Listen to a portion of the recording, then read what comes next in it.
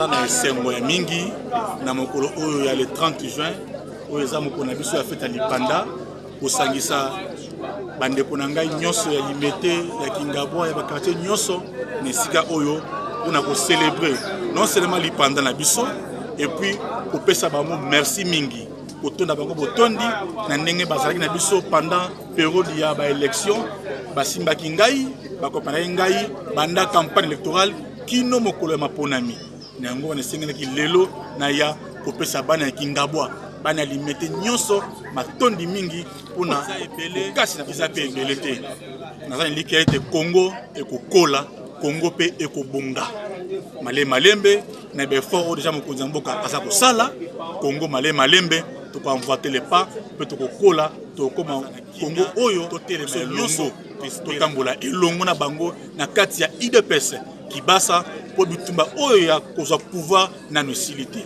to continuer ko bunda to continuer ko telema kino tango to kozwa bokonzi oyo pe to kotambusa yango ndenge sengeli sous l'œil vigilant ya aide de l'aigle ya biso excellence Kibasa Maliba. Le secrétaire général adjoint en charge des relations avec les autres formations politiques et associations. Nous sommes très émis et cela vraiment s'inscrit dans les cadres d'encourager les nôtres.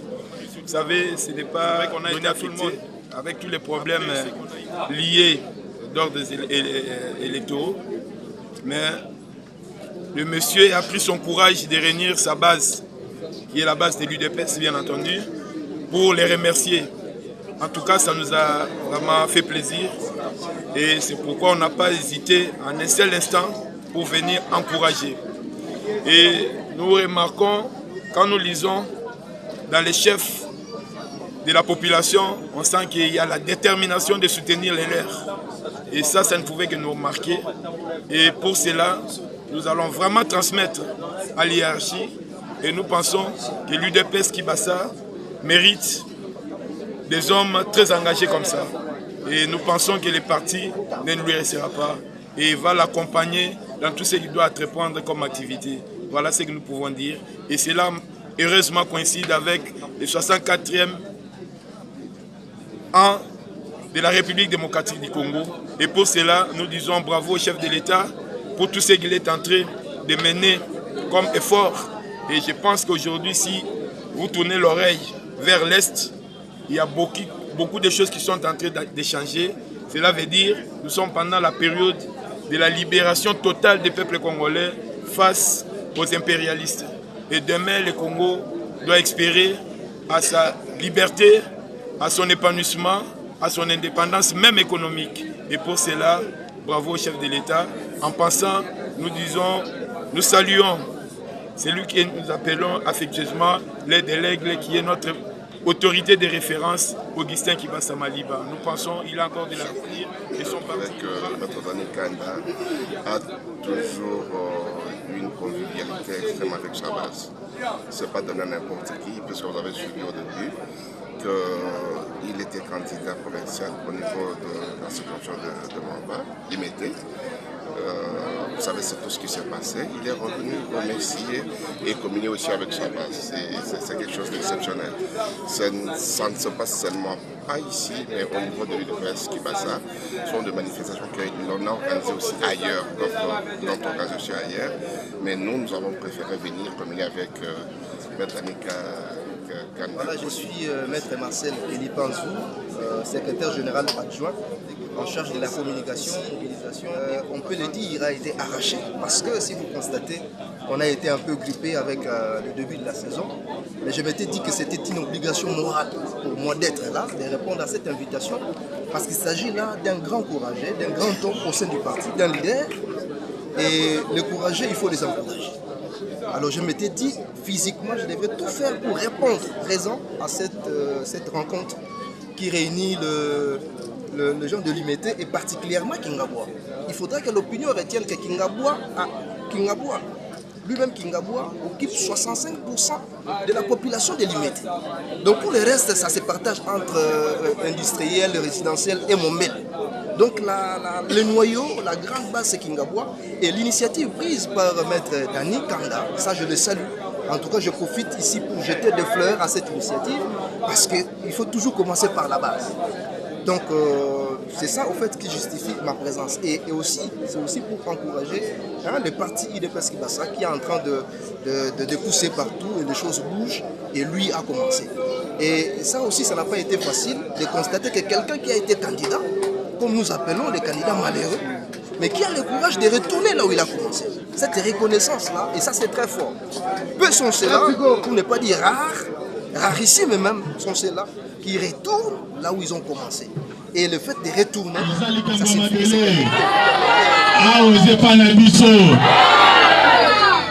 Nalingi, napesa bino merci, ndenge bu ye mingi, kupesa ngai ndeko na bino lokumu. Mais avant tout banda, Nalinga Sabino était Lelo Kingaba tout ça honoré. IDPS Kibasa est honoré Kingabwa. Et ça je crois Kamoko rare. Comme on a été mis tout nyo sur IDPS ou Kambagabiso et Zali Awa. C'est un côté. Mais on a Linga Tali Sabino, Bomona, Toyamba Bangona lo Kumu Dioso. Tozalina bakonzi na biso nyoso oyo bakambaka to batambusaka ingomba na biso ya IDPS Kibasa. Ya liboso tozana oyo ya biso mokonzi autorité morale Augustin Kibasa Maliba oyo azana ba charge ya minene oyo za mwa pasi poto mona ye na tango oyo. Na sima mokonzi na biso autorité morale Hakim tozalina CG na biso honorable Dr Hermione Bolumbe Azali empêché, si moi atindi Moulobel Naeto son représentation Azali Awa a écouté ma tout monde aïe. Merci beaucoup. Comme on y est, au babo sanité année passée, quand on a moi na période oyo, tu vas naga isiga oyo. Et puis maman na biso Marie José na papa Lima, tu vas naga Awa. Tu vas naga le solo Awa na base.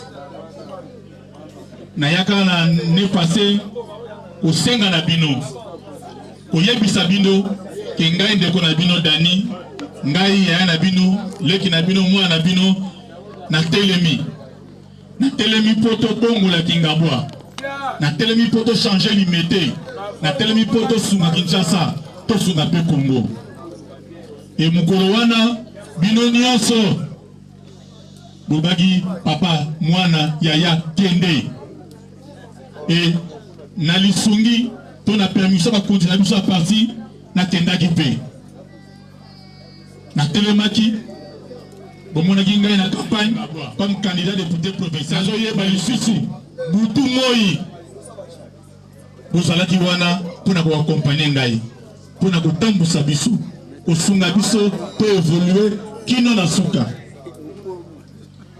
na bosani te mokolo ya élection botiki makamna bino ebele botiki misala botiki mimbongo botele bino nyonso bo décider boya na ba bureau de vote bamso longo abate ti na madrandel bamso bate ti na ba ITC na C ti na monano 1 ka pona ko pesa ngai voix bobundaki ya mingi bosalaki ya nyonso osengi bosala po ngai ndeko na bino na zwangwende wana poto bundela Kingabwa to bunda limete na biso kasi nzambo za likolo esalemaki ndenge wana te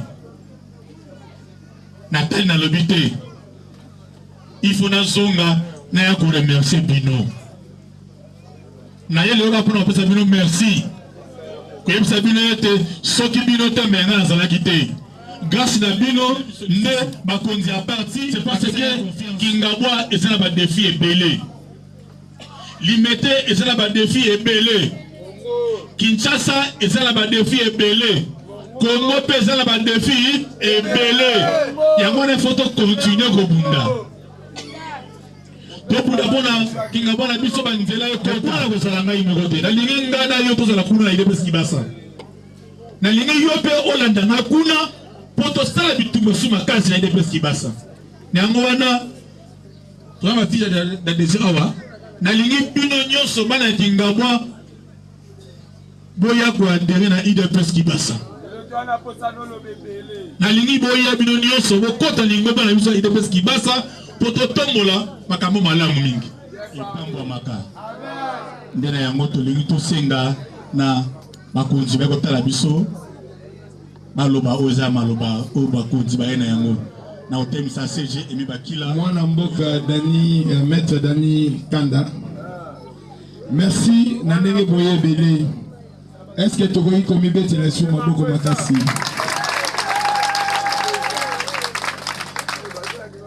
Na kombo na ngai na ya ba collègue na ngai tozana bango. Vraiment toza émerveillé.